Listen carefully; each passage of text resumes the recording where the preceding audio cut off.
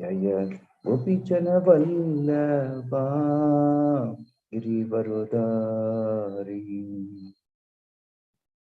यशोदनंदन भज जन रंजन यशोदनंदन भज जन रंजन यमुना तीरा वनचारी यमुना तीरा वनचारी जय राधा माधव कुंज बिहारी जय राधा माधव कुंज बिहारी जय गोपीचन वल्लभा गिरिवरदारी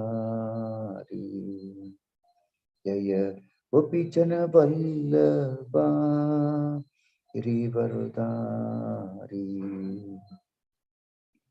यशोदानंदन व्रज जन रंजन यशोदानंदन व्रज जन रंजन यमुना तीरा वनचारी यमुना तीरा वनचारी जय राधा माधव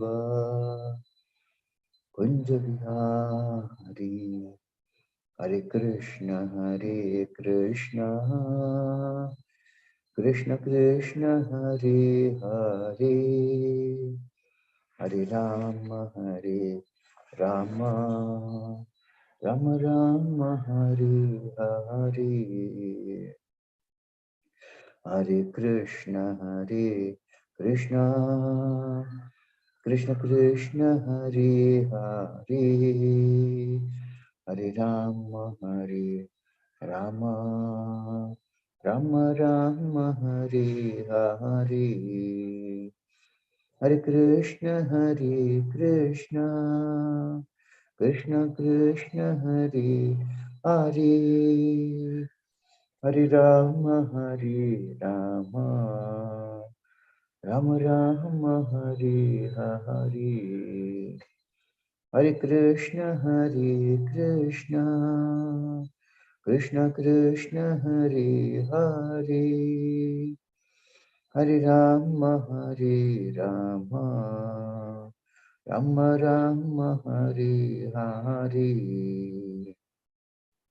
हरे कृष्ण कृष्ण कृष्ण हरे हरे हरे राम राम राम हरे हरे हरे कृष्ण कृष्ण कृष्ण हरे हरे हरे राम राम राम हरे हरे हरे कृष्ण कृष्ण कृष्ण हरे हरे हरे राम राम हरे हरे हरे कृष्ण कृष्ण कृष्ण हरे हरे हरे राम राम हरे हरे हरे कृष्ण कृष्ण कृष्ण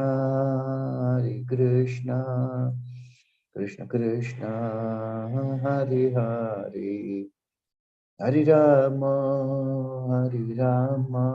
राम राम राम हरे हरे हरे कृष्ण कृष्ण कृष्ण हरे हरे हरे राम राम राम हरे हरे जय प्रभुपदा जय प्रभुपदा शील प्रभुपदा जय प्रभुपदा जय प्रभुपदा शील प्रभुपदा जय गुरुदेवा जय गुरुदेवा जय गुरुदेवा जीव मुष्टपाद परमहंस प्रत्यक्ष अष्टोत्तर सदस्य श्रीमान डिवाइन ग्रेस श्री भक्ति ग्रंथ स्वामी शिल प्रभुपाद की जय। इस्कॉन संस्थापक आचार्य शिल प्रभुपाद की जय। जीव मुष्टपाद परमहंस प्रत्यक्ष अष्टोत्तर सदस्य श्रीमान भक्ति सिद्धांत सरस्वती गोस्वामी महाराज प्रभुपाद की जय। जीव मुष्टपाद लखोर किशोरदास महाराज की जय। जीव मुष्टपाद सच्चिदानंद से भक्ति विनोद ठाकुर की जय। जीव मुष्टपाद वैष्णव सर्व श्री जगन्नाथ दास बाबू महाराज की जय। जय श्री रूप साधना भट्ट श्री जीव गोपाल भट्टदास श्री गोस्वामी प्रभु की जय। नमाचार्य श्रीदास ठाकुर की जय। प्रेम से गो शिक्षण चैतन्य प्रभु नित्यानंद शिवादि गौर भक्तवृंद की जय। श्री श्री राधा कृष्ण गोप श्याम कुंड राधा कुंड गिरि गोवर्धन की जय। श्री श्री जगन्नाथ बलदेव सुभद्र महेश दर्शन भगवान की जय। श्री श्री राधा कृष्ण भगवान की जय। श्री मायपुर पारधाम की जय। श्री वृंदावन धाम की जय। गंगामयी की जय। यमुनामयी की जय। भक्ति देव की जय। तुलसी देवी की जय। अनंत कोटि वैष्णव की जय। श्री हरनाम संकीर्तन की जय। कृष्ण श्रीमद भागवतम की जय। इस्कॉन वर्तमान गुरु वंदे की जय। समाज भक्त वंदे की जय। गौरव प्रेमानंदे हरि हरि बोल। All glories to the assembled Lords. All glories to the assembled Lords. All glories to the assembled Lords. All glories to Shri and Shri Gauranga. All glories to Shri Prabhupada की जय। ओम नमो भगवते वासुदेवाय। ओम नमो भगवते वासुदेवाय। ओम नमो भगवते वासुदेवाय। नारायणं नमस्कृत्य नरं चैव नरोत्तमं देवीं सरस्वती व्यासं ततो जयमुदीरये। नष्टप्रायेषु अपत्रेषु नित्यं भागवत सेवया भगवती उत्तम श्लोके भक्तिर्भवति नैष्टिकी। Hare Krishna. So welcome you all to the Tuesday morning Srimad Bhagavatam class. Today we are reading from Canto 3, chapter 18, text 9 and 10. First we read text 9. Paranushaktam tapanyyopakalpam mahagadam kanchana chittadamsham marmani abhikshnam pradudantam duruktai prachandamanyuh prahasamstam babase. Translation Srila Prabhupada ki jai. The demon, who had a wealth of ornaments, bangles, and beautiful golden armor on his body, chased the Lord from behind with a great mace. The Lord tolerated his piercing ill words, but in order to reply to him, he expressed his terrible anger. Srila Prabhupada ki jai. The Lord could have chastised the demon immediately while the demon was deriding the Lord with ill words, but the Lord tolerated him to please the demigods and to show that they should not be afraid of demons while discharging their duties. Therefore, his toleration was displayed mainly to drive away the fears of the demigods, who should know that the Lord is always present to protect them. The demons' derision of the Lord was just like the barking of dogs. The Lord did not care about it, since he was doing his own work in delivering the earth from the midst of the water. Materialistic demons always possess large amounts of gold in various shapes, and they think that a large amount of gold, physical strength, and popularity can save them from the wrath of the Supreme Personality of Godhead. Text 10. Shri Bhagavan Vacha Satyam Vayam Bhovana Gochara Mriga Yushmat Vidan Mrigaye Grama Simhan Namrityupashay Pratimuktasya Veera Vikattahanam Tavagrihnanti Abhadra. Shri Bhagavan Vacha Satyam Vayam Bhovana Gochara Mriga Yushmat Vidan Mrigaye Grama Simhan Namrityupashay Pratimuktasya Veera Vikattahanam Tava Krishnanti Abhadra. Shri Bhagavan Vacha Satyam Vayam Bhovana Gochara Mriga Yushmat Vidan Mrigaye Grama Simhan Namrityupashay Pratimuktasya Veera Vikattahanam Tava Krishnanti Abhadra. Translation Srila Prabhupada ki jai. The personality of Godhead said, "Indeed, we are creatures of the jungle, and we are searching after hunting dogs like you. One who is freed from the entanglement of death has no fear from the loose talk in which you are indulging, or you are bound up by the laws of death." Purport Srila Prabhupada ki jai.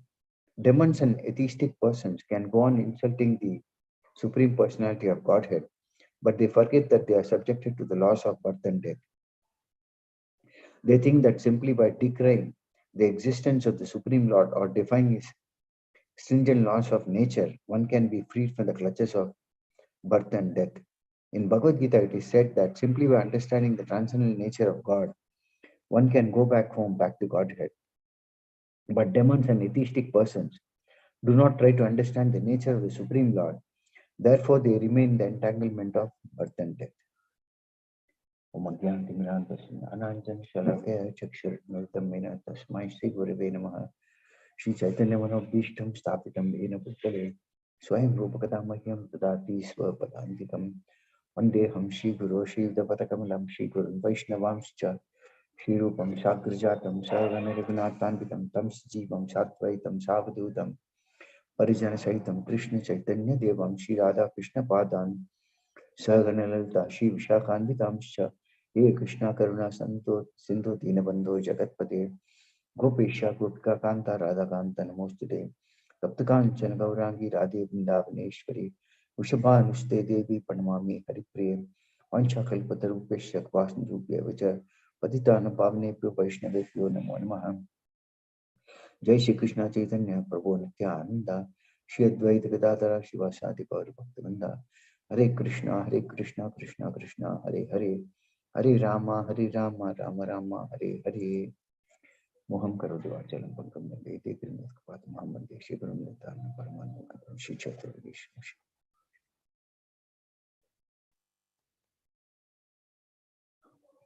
Hare Krishna. So in the first verse, that is verse number 9, it is said as to how Hiranyaksha was wearing a lot of ornaments, bangles, and beautiful armor on his body, and he started chasing the Lord from behind with a great mace. The Lord tolerated his piercing ill words, but in order to reply to him, he expressed his terrible anger. Generally, what happens is that the demons, they wear very, very opulent dress, very opulent ornaments, and all these make them make a sort of a development of pride in them, and they become puffed up. And in the process, what happens is that they don't have a control over their senses. And here it is mentioned as to how Srila Prabhupada mentions how he was using all the ill words, but the Lord was not agitated. Rather, he was very, very tolerant. So we see even today's situation when we go out and try to preach, so many of them we see opulent, very opulent people, rich, well-to-do or high birth, they are not interested in hearing about God because they feel that they have got everything. Why should they now go to God? So this is how the materialistic people behave. And many times they don't mind even very frankly saying that there is no God. Why we should bother about him? So this is what happens when somebody has got a lot of opulence.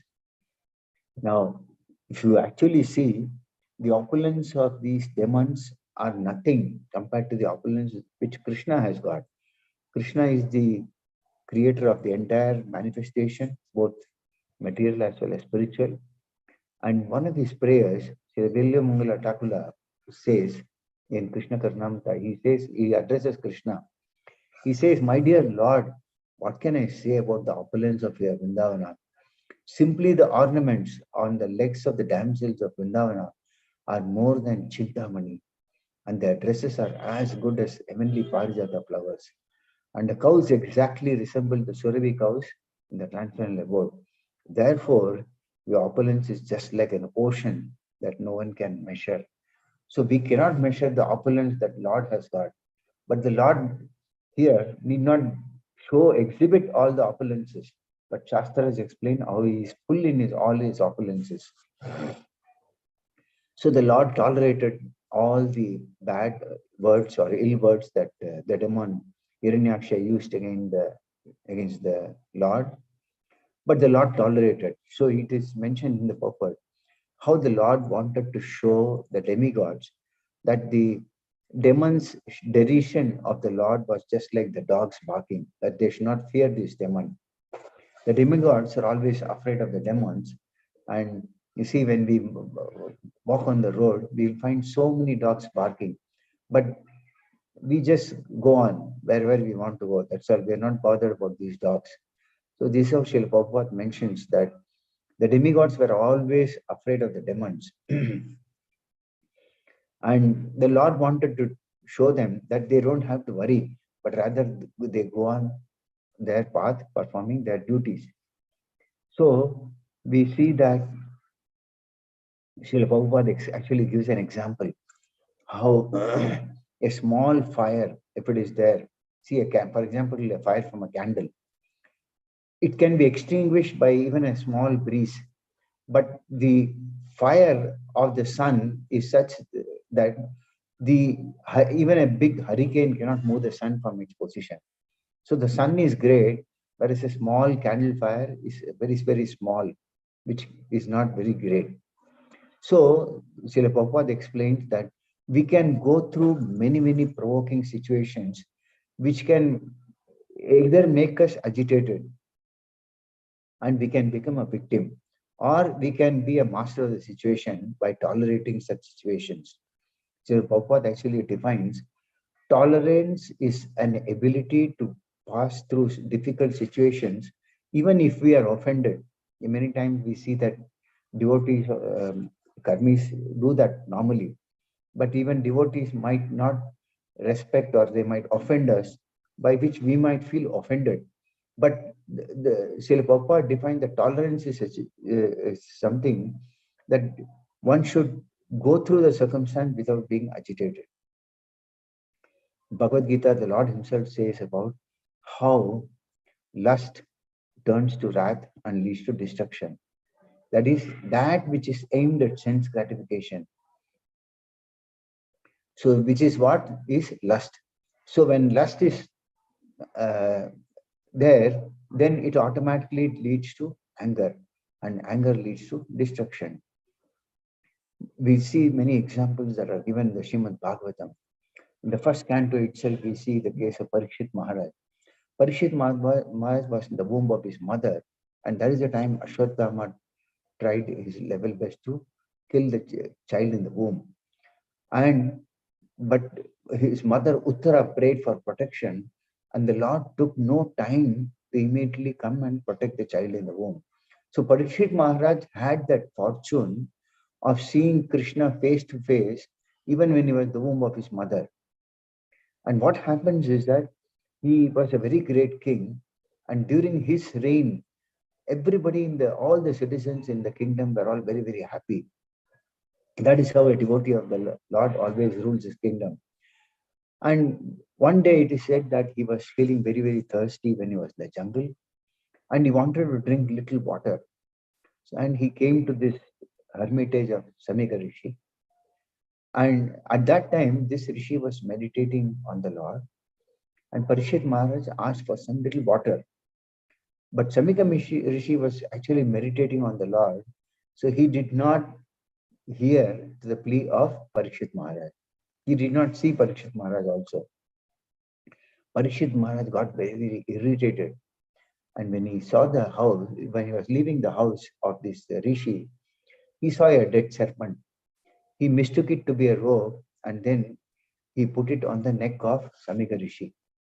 But what happened was, devotees normally, when they commit some offense, they immediately feel guilty. So as soon as Parikshit Maharaj went back to his palace, he was feeling very, very guilty that, oh, he has done this offense.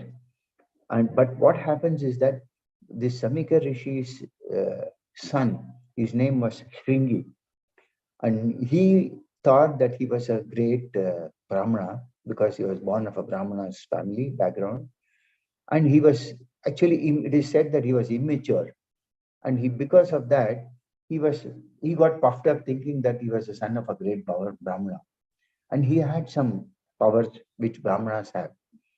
And what he did was, he used this pride to curse Parikshit Maharaj. Now Shringi went home and then he narrated to his father, Samika Muni, what happened. But his father was not upset because the son was angry, but the father explained to his son how the entire kingdom, or all the citizens of the kingdom, were very, very happy under the reign of Parikshit Maharaj ruling. So then he prayed to the Supreme Personality of Godhead to forgive his son for this grave offense. And what happens is that Parikshit Maharaj was advised by the sadhus in his palace that he was cursed to die in 7 days for this offense which he committed. But Parikshit Maharaj didn't feel offended. He took it as a mercy of the Supreme Personality of Godhead, and he took shelter of the Lord, and he left the palace and went to the bank of river Ganges. You see, this is how a pure devotee does not get agitated. Whereas we might get agitated even by the slightest provocation. But Parikshit Maharaj showed by example that he took it as a mercy of the Lord. And he took a vow of fasting till death. He went to the bank of river Ganges, and he saw Sukadeva Goswami. And as soon as he came there, all the great personalities offered their obeisances to Parikshit Maharaj and Sukadeva Goswami. And he took a vow not of fasting till death for the 7 days. And he sought blessings from all the great saints. And they all blessed him. And that is how Sukadeva Goswami narrated Srimad Bhagavatam to Parikshit Maharaj, which is what we hear today by the mercy of our founder Acharya Srila Prabhupada. That is when Parikshit Maharaj asked two very important questions to Sukadeva Goswami. He says, what is the duty of a person at the end of his life, and what is the duty of a person who is about to die or who is going to leave his body? So all the rishis who were present also, Vyasadeva was there, Nad Muni was there, so many great personalities were there. And then that is how the recitation of Srimad Bhagavatam started from Srila Sukadeva Goswami to Parikshit Maharaj. So this shows how Parikshit Maharaj was very, very tolerant and did not get agitated by this Brahmana's curse. Another nice example is about Srila Haridas Thakur.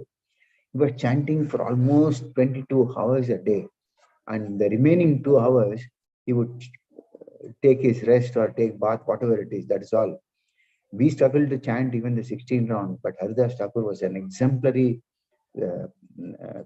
person who was chanting for about 300,000 names a day. Now, he was being beaten in the 22 marketplaces by the servants of the Muslim ruler. But all the time, he tolerated all the beating that he took.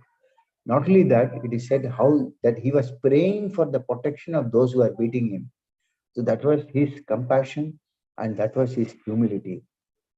Shishupal is another example where he went on using all the ill words, blaspheming Krishna, but Krishna tolerated to a very great extent, and finally he sent his Sudarshan Chakra and killed him. So in the Nectar of Devotion, there are some examples given. One example is that even when Srila Prabhupada wrote this commentary, he mentions about a very big landlord in Calcutta, and his name was Lal Babu. He was a great Vaishnava, and he went to Vrindavan to spend his last days. But even though he was from a very, very, very wealthy background, he was begging in the last fag end of his life from door to door, even at the homes of his enemies. Now, begging means you are being insulted by persons to whose home you go for begging. It is natural. But Srila Prabhupada mentioned that this devotee a devotee of a Lord can accept any position in the service of Krishna. And that is how he tolerated these insults. And also, there is one more important point that here Srila Prabhupada mentions, that Krishna actually wanted to show the demigods that they should not be afraid of these demons, but rather they should go on performing their duties.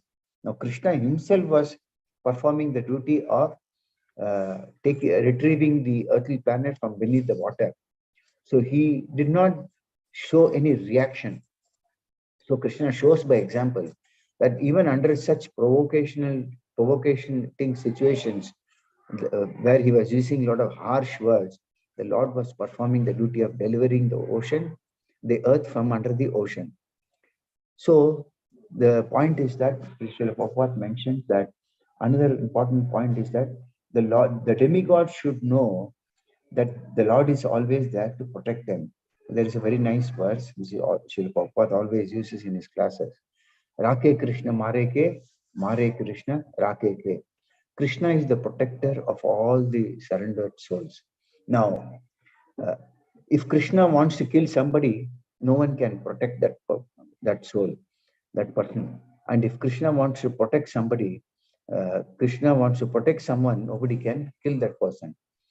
So, in the Bhakti Rasamrita Sindhu, there is a very nice this thing given as to how Krishna is sometimes compared to the moon. Now, the moon actually does not hesitate to distribute its moon rays even to the house of the lowest, like the Chandalas or untouchables.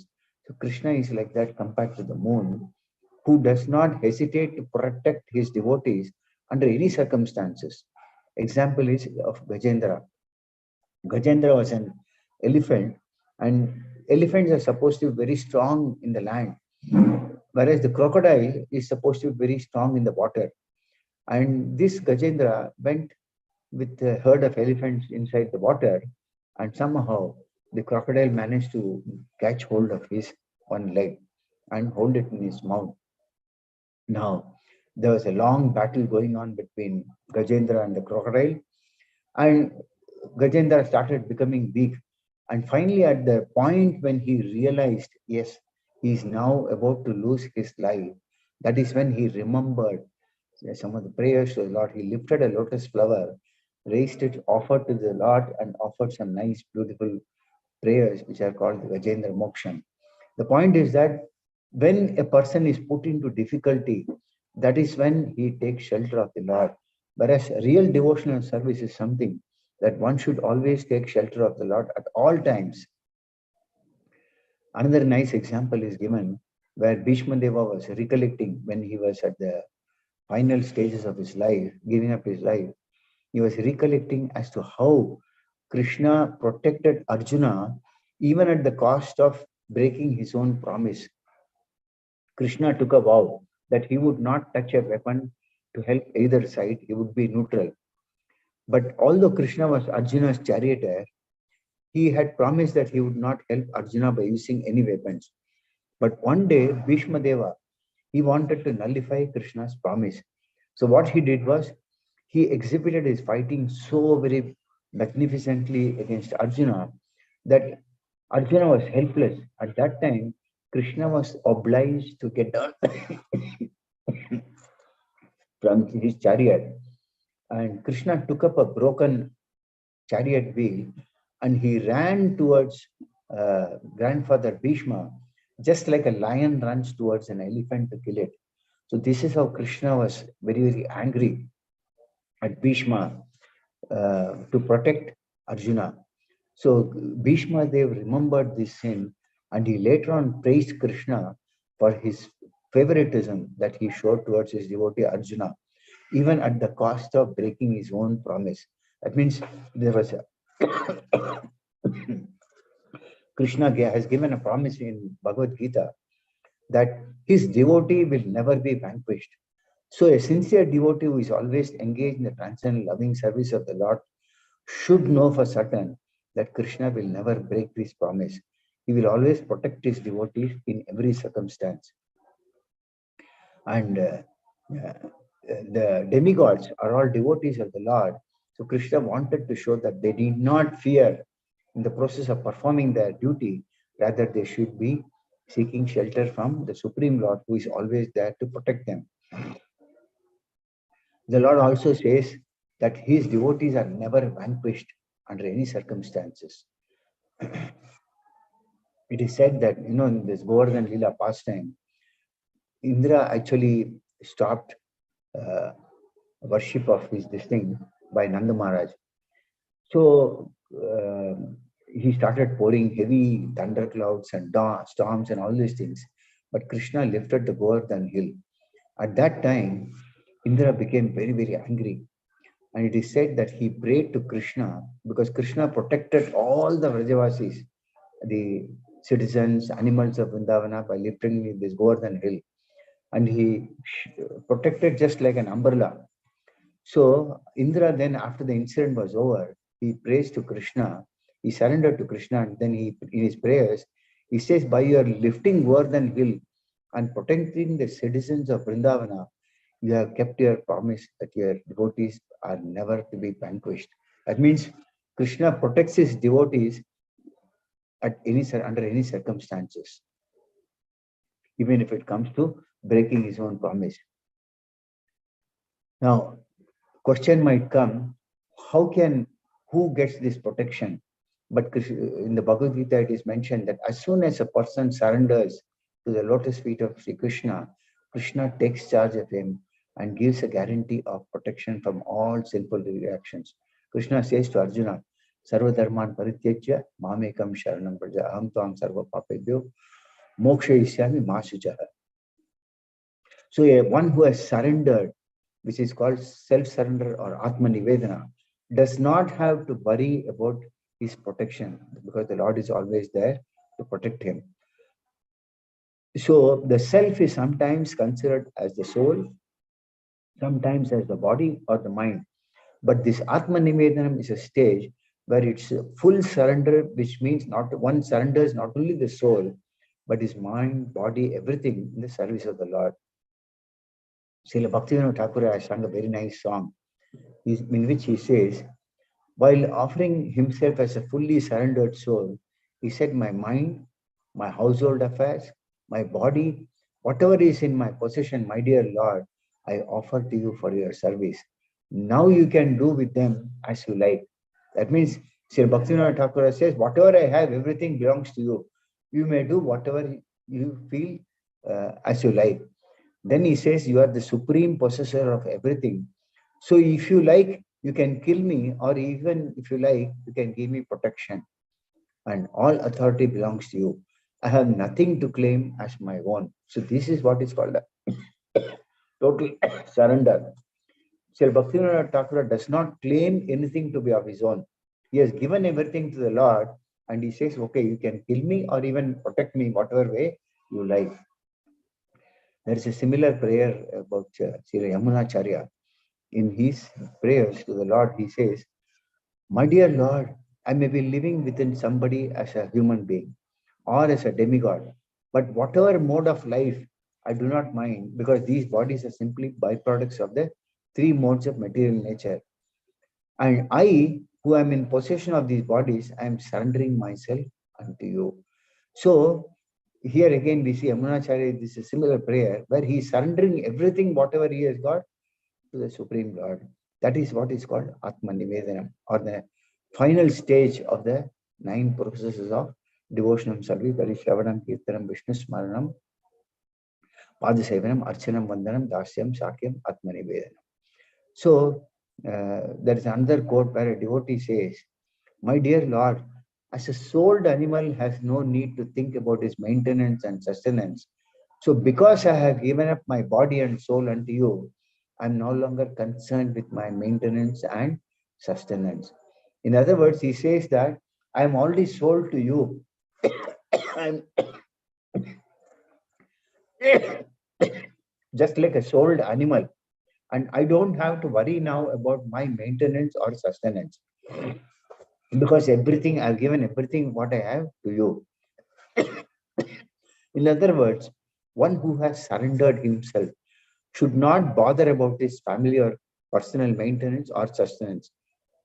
If one has surrendered fully with his mind, body, and soul, he should remember that his only concern is to be engaged in the service of the Lord. That is what is this Atma Nivedanam stages. One should be always engaged continuously in the service of the Lord. Now, one may think that because he is surrendering to the personality of Godhead, what duty he will perform to maintain everybody. But the Lord takes care of everything, and he does not have to be obliged to anybody for anything. The Lord says, give up all your engagements and don't hesitate to surrender. Now, there might be some flaw in our life, but the Lord says, you give up everything and surrender unto me, I will give you the protection. This is the assurance that Lord Krishna gives in Bhagavad Gita. There's another very nice quote in the scripture. It says, A person, just as regulative principles of scripture are not required by a liberated person, so the ritualistic principles indicated in the Vedic supplements are also not required for a person duly engaged in the service of Lord Rama. In other words, one who has surrendered to Lord Rama need not have to be worrying about ritualistic ceremonies and ritualistic principles. In other words, it is said that devotees of Lord Rama or even Lord Krishna, they are already liberated persons and they are not required to follow all the regulative principles mentioned in the ritualistic portions of the Vedic literature. That means the point is that there are so many rituals that are mentioned in the Vedic literature, but for one who has surrendered himself to the Supreme Personality of Godhead, he does not have to worry about following all these principles. There is also a nice quote in Srimad Bhagavatam where Sukadeva Goswami has recommended to Parishit Maharaj. He says that in order to be fearless of death, we see in the purport where how Srila Prabhupada mentions about the Lord telling, we are creatures of jungle and we are searching after hunting dogs like you. But one who is freed from the entanglement of death has no fear from the loose stock in which you are indulging. For you are bound up by the loss of death. That means when one takes up the process of devotional service, he becomes fearless. But one who does not take up the process of devotional service, he becomes demoniac and he is afraid of the birth and death cycle. Now,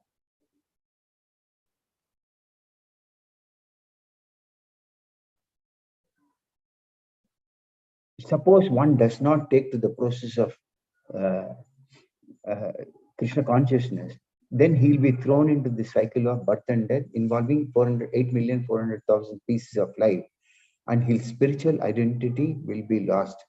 So he does not know whether he's going to be a plant or going to be a beast or a bird or something like that.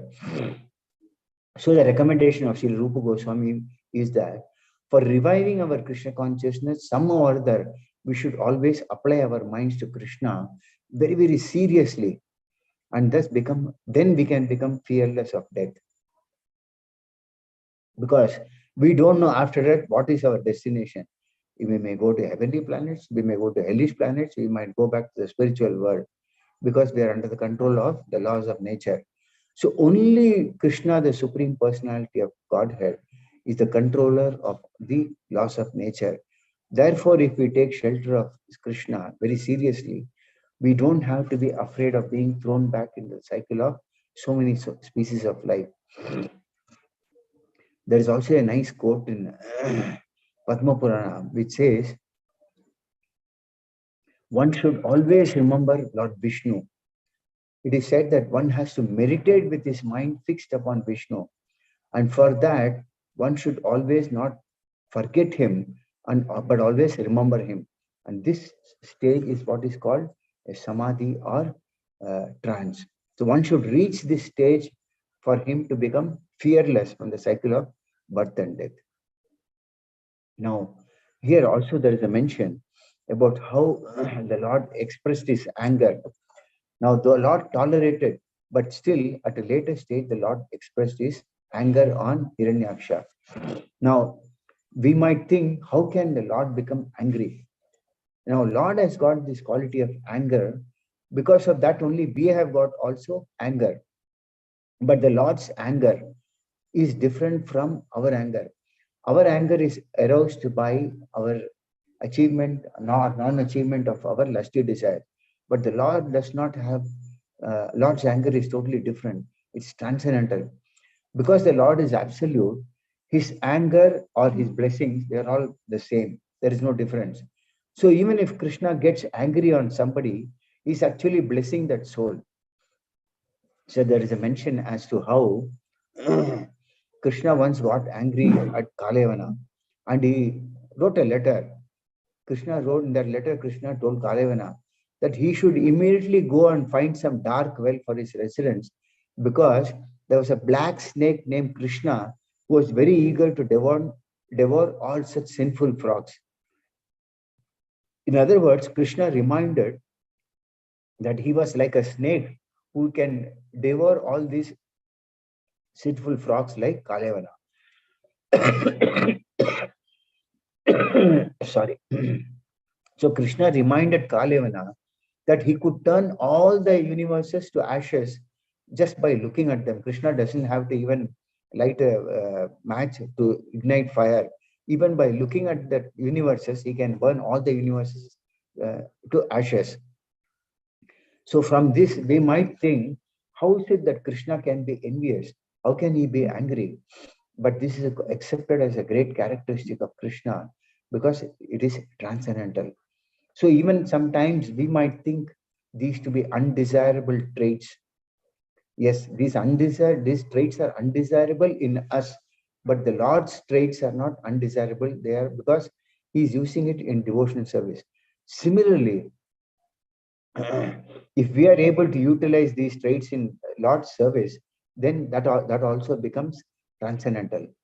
Now, if we see, there might not be very many instances of the Lord getting angry, but Srimad Bhagavatam mentions about the Lord's anger personified is Narasimhadeva. So Krishna, we might not see him getting angry many times, but when the Lord gets angry, he appears as Narasimhadeva.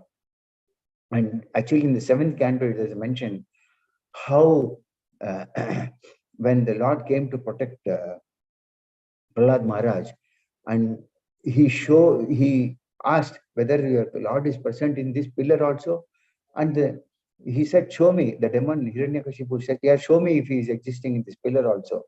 The Lord appeared from the pillar. He broke that pillar and appeared from there. And then he took Hiranyakashipu and put him on his lap and killed him. Now, but the Lord was so angry that no one, including Lord Brahma, Shiva, anybody could go near the Lord. Then all the demigods requested that Mother Lakshmi should go near him and calm him down.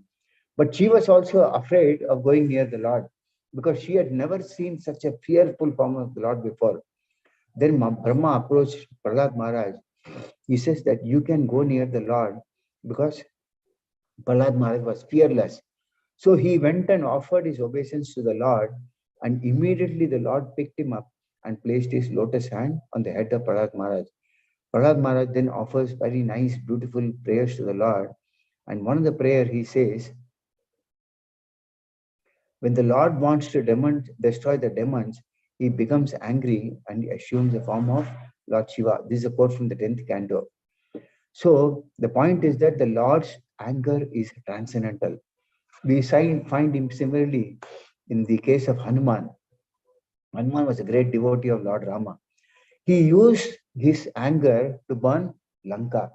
Now, the object of it is mentioned that even when the Lord gets angry, the object of anger is blessed. Now, in the purport in the 4th canto of Srimad Bhagavatam, 6th chapter, 46 loka, is mentioned in the purport that when the Supreme Personality of Godhead becomes angry or kills a demon, materially this may appear unfavorable, but spiritually it's a blissful blessing upon him. Therefore, prior devotees do not make any distinction between Lord's anger and his blessings. They see both with the reference to the Lord's behavior with others and themselves. A devotee does not find fault with the behavior of the Lord in any circumstances. That means the point is that devotees do not find fault with these traits which we might see in the Lord, like anger, etc. But we see normally nowadays, the anger that we see is promoted through the video games, internet games, etc. And people become very, very passionate. But Lord's anger is not like that. Some nice examples are there. One time it is said, Srila Prabhupada, a devotee came to Srila Prabhupada and he said that if the devotee practices Krishna consciousness sincerely, then they can give up their anger and love each other, to which Prabhupada replied, he said that Krishna spoke Bhagavad Gita to incite anger, without which he cannot fight. Now, Prabhupada gives a very nice example of how Krishna recited Bhagavad Gita to incite anger in Arjuna. Because for Arjuna to fight, he need to be angry. So Krishna recited Bhagavad Gita. Then Srila Prabhupada said, it depends on what to use and how and when. But the goal should be to please Krishna. There are many instances of the demigods, great rishis becoming angry. One example is about Bhrigumuni. Bhrigumuni wanted to test of all who is the greatest of all personalities. He went to Brahma, and Brahma got angry when he was not respected by Bhrigumuni. Then he went to Lord Shiva. Lord Shiva picked up his trident and tried to kill Bhrigumuni. Now, finally, when Bhrigumuni came to Lord Vishnu, he stamped on the chest of the Lord. But the Lord, instead of becoming angry or cursing Bhrigumuni, the Lord immediately got up from his bed along with his wife, the goddess of fortune, and offered respectful obeisances to the Brahmana. That means he addressed Bhrigumuni like this. He says, "My dear Brahmana, it is my greatest fortune that you have come here. Please, therefore, sit down on this cushion for a few minutes. My dear Brahmana, I'm very sorry that when you first entered my home, I could not receive you properly. It was a great offense on my part, and I beg you to pardon me." That means the Lord is begging pardon from Bhrigumuni, asking that the Lord could not receive him properly. Then he says, "It was a great offense on my part, and I beg you. You are so pure and great that the water which washes your feet can purify even the places of pilgrimage." I mean, the Lord is glorifying Bhrigumuni by stating that the Bhrigumuni's lotus feet are so great that the water that washes his feet can purify even the places of pilgrimage. Whereas actually the lotus feet of the Lord, Supreme Lord, purifies the places of pilgrimage. But the Lord is glorifying Bhrigumuni. Then he says, "Therefore I request you to purify the Vaikuntha planet where I live with my associates." Then he says, "My dear father, O great sage, I know that your feet are very soft like a lotus flower, and that my chest is as hard as a thunderbolt. I am therefore afraid that you may have felt some pain by kicking my chest." See how very nicely Krishna tells Bhrigumuni that maybe by stamping my chest, which is very hard, your feet, which are very soft like a lotus flower, you might feel some pain. So, but let me touch your feet to relieve the pain you have suffered. This is how then Lord Vishnu started messaging the feet of Bhrigumuni. Then he further says, "My dear Lord, my chest has now become sanctified because the touch of your feet, and I am now assured that the goddess of fortune, Lakshmi, will be very glad to live there perpetually." So Krishna tells Bhrigumuni that because of the touch of his feet, now Krishna feels that the goddess of fortune will be very glad to stay with Vishnu perpetually. Why? Because it is said that Lakshmi is Chanchala. She never stays in one place for a very long time. So that is why it is said that sometimes a very rich person becomes poor all of a sudden, and sometimes a poor man becomes very rich. That is why she is called Chanchala.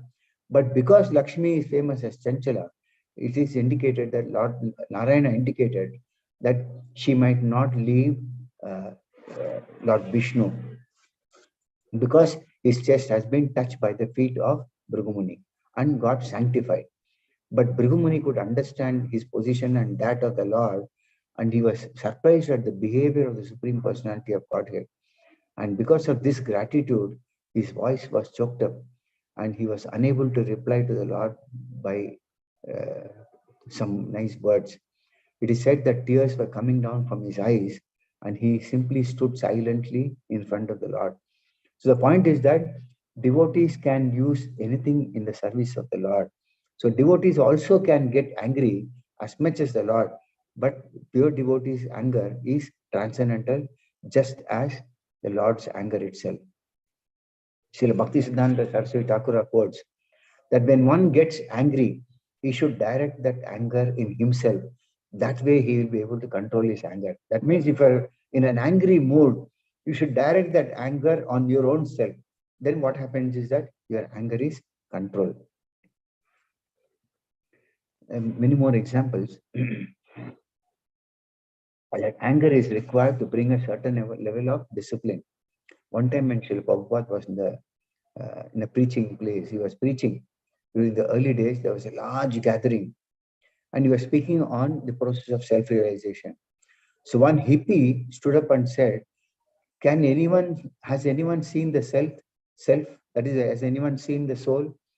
Srila Prabhupada replied, gave the microphone to him and said that Kali Yuga hasn't started. Sorry, the hippie said Kali Yuga hasn't started. Has anyone seen the self? That is the soul. Then Srila Prabhupada gave him the mic and asked, who is your authority? And there was a big argument between both Srila Prabhupada and that hippie. Finally, Srila Prabhupada said, this is my authority. But the hippie could not mention who was his authority based on which he was telling, has anyone seen the soul? Then what happened was, in the process of the argument, both were shouting at each other. And one woman said, how can this Swamiji become angry? Because he is a Swami, he can't become angry. Then one devotee Mataji got up and she got angry on the other woman who was not a devotee. And she said, my Srila Prabhupada can get angry. And she chastised the other woman by slapping her because the situation was going out of control. So this is how devotees also use their anger in the service of another pure devotee, which was Srila Prabhupada. Another time is an example. When Srila Prabhupada was giving a class, a Mayavadi stood up and he started putting up so many questions, but he was not willing to listen to Srila Prabhupada. Srila Prabhupada was very angry on the way he was putting questions. Srila Prabhupada said, you sit down in a very grave mood. That means Srila Prabhupada told in a very grave mood that you please sit down. So this is how Srila Prabhupada used his anger also in the service of the Lord. Another nice example is given. Try with this example, I'll finish my class for the day. When Srila Prabhupada was given a class in Vrindavan, there were some mischief makers and they were trying to have some fun with some women devotees. But Srila Prabhupada saw and he was so angry that he displayed his anger trying to show the kartals, because he showed the kartal. Then those boys realized that Srila Prabhupada was angry and they went away. So then the final point that is mentioned here is that irrespective of whatever opulence a materialistic person or a demon may have, it cannot save them from the wrath of the Supreme Personality of Godhead. They think that all the opulence they have will save them from the cycle of birth and death. So one may have a lot of opulence and he can think that it can save that person himself from the cycle of birth and death. But none of this opulence, whether it's wealth or the people around, can save one from the cycle of birth and death. So this I conclude the class for the day. If any of you have got any questions, comments, you can ask me.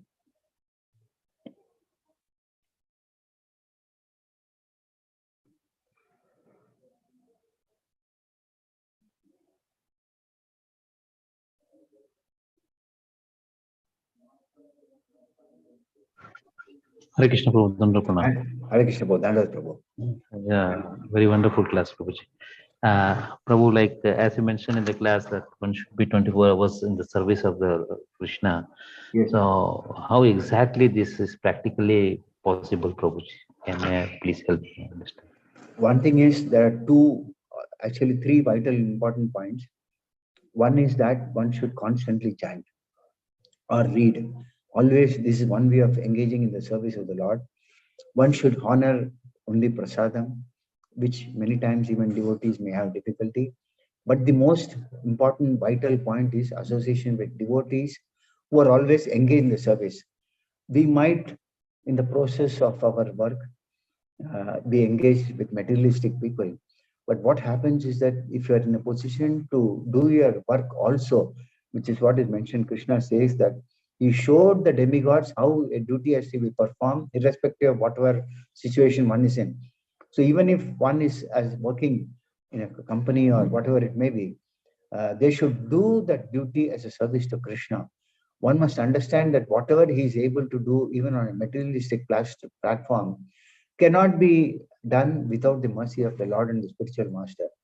So that is the consciousness we must develop, which can be achieved through the association of pure devotees of the Lord. So that is how one has to gradually, it's not something that can be achieved overnight, but with constant chanting, hearing Srimad Bhagavatam, Bhagavad Gita from great souls, and associating with devotees, one can reach this platform.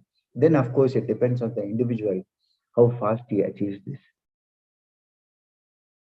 I hope I've been able to clear your doubt. Yeah. Thank you, Prabhu. Very Thank you. wonderful. Clear. Anybody else? Any other questions, comments?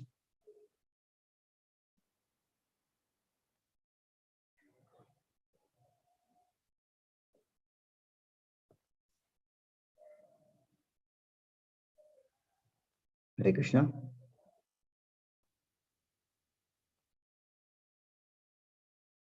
If there are no questions or no comments, can I leave the Zoom?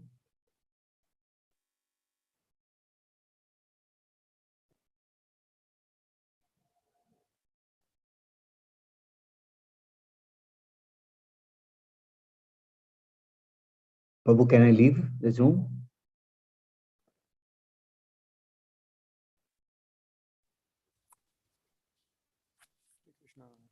Hare Krishna, Prabhuji. Hare Krishna. Yeah, if there are no questions, we can end the meeting.